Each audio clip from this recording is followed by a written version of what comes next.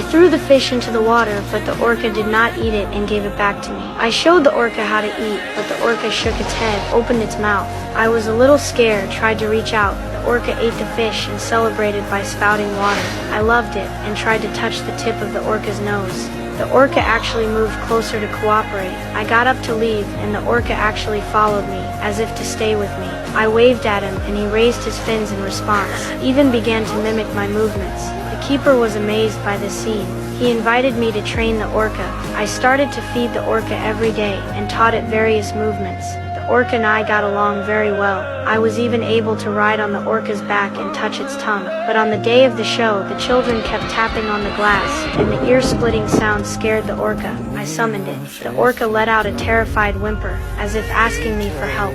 Lily, this is important to us. I held out my hand, but the orca refused to perform. It turned its head and swam into the water, but the sound of the children banging on the glass got louder.